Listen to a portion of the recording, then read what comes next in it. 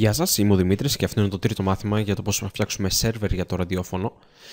Σε αυτό το μάθημα θα δούμε σύντομα λιγάκι την ιστοσελίδα, πώς δουλεύει, τι έχει μέσα τέλος πάντων.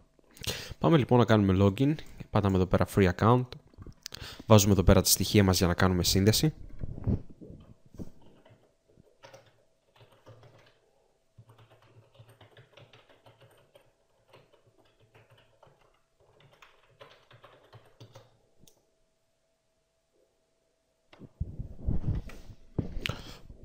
Πολύ ωραία. Βλέπουμε ότι εδώ πέρα που λέει stream is off. Εδώ πέρα, κάθε φορά που θα θέλουμε να κάνουμε μία εκπομπή, θα πρέπει να πατάμε εδώ πέρα που λέει turn on. Click here.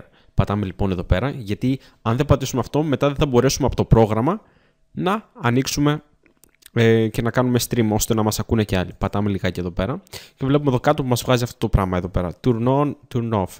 Δηλαδή πατάμε τώρα εδώ, turn on και ωραία. Τώρα αν κάνουμε μία ανανέωση στην ιστοσελίδα, θα δούμε ότι εδώ πέρα έχει ανάψει αυτό και έχει γίνει πράσινο.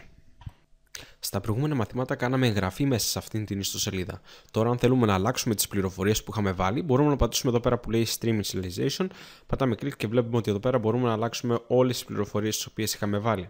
Ωραία. Αν θέλετε να τα αλλάξετε μπορείτε από εδώ.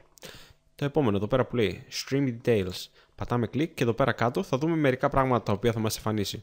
Όπως εδώ πέρα είναι το username μας, το status που βάλαμε προηγουμένως on, το URL. Το URL είναι μια ιστοσελίδα η οποία φτιάχνει το Listen to My Radio. Μπορεί κάποιος να θέλει, μπορεί να μας ακούσει από εκεί πέρα κατευθείαν δηλαδή. Βέβαια θα δούμε πώς θα φτιάξουμε μια ιστοσελίδα να είναι καλύτερα, γιατί κοιτάξτε λιγάκι πώς φαίνεται εδώ. Εδώ αυτή την εικόνα μπορούμε να την αλλάξουμε, εγώ την έχω βάλει τώρα αυτήν. Λοιπόν εδώ πέρα βλέπουμε ότι είναι το κείμενο που είχαμε βάλει σε αυτά τα σημεία. Εδώ πέρα έχει και ένα chat, πατάμε εδώ πέρα που λέει open chat, μπορεί κάποιος να μιλήσει εδώ πέρα αν θέλουμε. Εντάξει, είναι πάρα πολύ απλό. Έχει επίσης, εδώ πέρα βλέπουμε το URL είναι μαθήματα online που είχα βάλει, .listentomyradio.com, εντάξει. Αν θέλουμε τώρα να αλλάξουμε αυτό το λογότυπο, καταρχήν να δούμε λιγάκι και αυτά εδώ πέρα πάνω. Εδώ πέρα που λέει Change Server, μπορείτε να πατήσετε αν θέλετε για να αλλάξετε το server. Το είχαμε δει στο προηγούμενο μάθημα ποιον server επιλέξαμε. Από εδώ πέρα μπορείτε να το πατήσετε για να το αλλάξετε πάλι. Τώρα λοιπόν για το logo που έλεγα, εδώ πέρα βλέπουμε που λέει Page και εδώ κάτω λέει Add Logo. Πατάμε εδώ πέρα που λέει Add Logo και από εδώ πέρα μπορούμε να επιλέξουμε ένα λογότυπο. Βλέπουμε τις διαστάσεις τις οποίες περίπου να έχει, 700 επί 180. Λοιπόν, θα σας δείξω μια ιστοσελίδα. Αυτή την ιστοσελίδα τη χρησιμοποιώ συχνά, αν έχετε παρακολουθήσει και άλλα από τα μαθήματά μου. Λοιπόν, είναι αυτή εδώ πέρα, cooltext.com. Εδώ πέρα μπορείτε να δημιουργήσετε οτιδήποτε θέλετε, λογότυπα, έχει πάρα πολύ ωραίες γραμματοσυρές, κουμπάκια κτλ. Λοιπόν, εδώ πέρα τώρα μπορούμε να επιλέξουμε κάποιο που μας αρέσει. Ας θα πάρω εγώ για παράδειγμα αυτό εδώ πέρα για να δούμε. Ωραία. Και μπορούμε να γράψουμε κάτι που θέλουμε εμείς εδώ.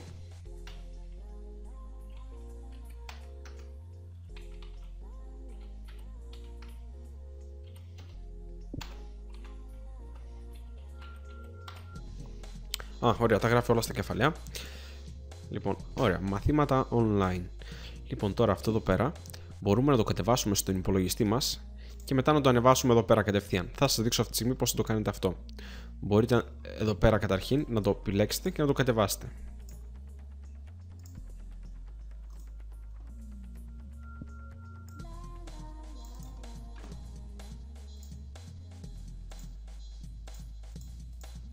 Μπορείτε να το επιλέξετε με πατημένο κλικ και να το σύρετε μέσα στο φάκελο στον οποίο θέλετε να το αποθηκεύσετε. Ωραία, το αφήνουμε εδώ. Μπορείτε να το ονομάσετε logo επειδή είναι λογότυπο. Και τώρα παίρνουμε αυτό, πάμε εδώ πέρα στην ιστοσελίδα και εδώ πέρα που λέει επιλογή αρχείου, πατάμε επιλογή αρχείου και βλέπουμε εδώ πέρα το λογότυπο. Πατάμε 2 κλικ για να το ανεβάσουμε και τώρα πατάμε upload. Ωραία, βλέπουμε ότι έγινε. Πατάμε μια ανανέωση εδώ για να δούμε αν θα ταιριάζει. Ωραία, βλέπουμε ότι είναι ακριβώς στις διαστάσεις που θέλουμε και φαίνεται κάπως στραβό. Αν θέλουμε να το κάνουμε στις διαστάσεις που θέλουμε, από εδώ πέρα πρέπει λιγάκι να παίξουμε με τις ρυθμίσεις. Εδώ πέρα που λέει, λοιπόν εδώ θέλει. Πατάμε πάλι εδώ πέρα add logo και λέει 700 επί 180. Οπότε βάζουμε εδώ πάνω 700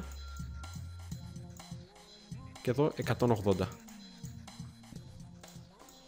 Για να δούμε πώς θα φαίνεται. Βλέπουμε ότι έχει ανοίξει. Οπότε τώρα αν το αποθηκεύσουμε πάλι στον υπολογιστή μας, μπορούμε να σβήσουμε αυτό.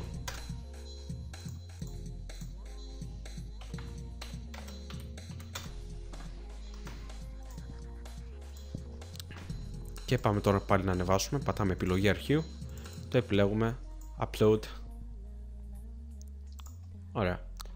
Λοιπόν, εδώ πέρα αν θέλετε μια πρόχειρη σελίδα να έχετε, μπορείτε να το κάνετε έτσι. Βλέπουμε μαθήματα online. Ή μπορείτε να γράψετε το όνομα του σταθμού που θέλετε να έχετε, τέλος πάντων. Εγώ τώρα το κάνω αυτό απλώς για να σας δείξω. Επίσης, άμα θα δείτε εδώ πέρα, σε αυτή τη φωτογραφία, έχει κενό εδώ κάτω. Σε αυτό το κενό, αν θέλετε, μπορείτε να προσθέσετε μερικά πράγματα τα οποία σας αρέσουν, αν ξέρετε να χρησιμοποιείτε κάποιο πρόγραμμα όπως Photoshop, για να το βάλετε εδώ κάτω. Ωραία, ας προχωρήσουμε λοιπόν στην ιστοσελίδα για να μάθουμε και άλλα πράγματα για το πώς δουλεύει.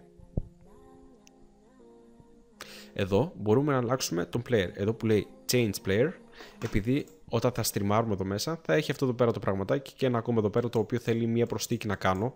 Ένα plugins για το Firefox, το οποίο δεν το βάλω εγώ αυτή τη στιγμή. Λοιπόν, μπορείτε να πατήσετε εδώ Change και να επιλέξετε τι θέλετε, τι player να έχει, Flash Player, Media Player κτλ. Εγώ συνήθως επιλέγω το Media Player έτσι ώστε υποστηρίζει όλες τις συσκευές και αν μπει κάποιος σας ακούσει από το κινητό και δεν έχει το Flash Player, κατευθείαν δηλαδή να μπορέσει να σας ακούσει. Ωραία. Πατάμε μια ανανέωση και βλέπουμε ότι υπάρχει αυτό εδώ πέρα πάλι. Δηλαδή από το κινητό τώρα αν κάποιος μπει μπορέσει να σας ακούσει. Εδώ πέρα αν πατήσετε Change Info Line, μπορείτε να επιλέξετε τι θέλετε να έχει. Θα περνάει μια γραμμή εδώ πέρα η οποία θα είναι Info Line, δηλαδή γραμμή με πληροφορίες. Εντάξει, δεν είναι τόσο ανάγκη να τα δούμε όλα αυτά, λόγω του ότι θα δημιουργήσουμε μια ιστοσελίδα που δεν έχει καμία σχέση με αυτό εδώ πέρα το πρόχειρο που έχουν φτιάξει εδώ αυτοί. Παρακάτω εδώ πέρα που λέει Advanced είναι για χρήστες οι οποίοι θέλουν να πληρώσουν, ας πούμε, την ιστοσελίδα. Εγώ δεν έχω πληρώσει βέβαια. Μπορείτε να πατήσετε εδώ πέρα που λέει View Statistics και να δείτε τα στατιστικά στην ουσία, αλλά σας βάζει κατευθείαν να πληρώσετε. Αν θέλετε να γίνετε συνδρομητικό μέλος σε αυτήν την ιστοσελίδα, μπορείτε να γίνετε. Δεν σας λέει κανείς να μην γίνετε.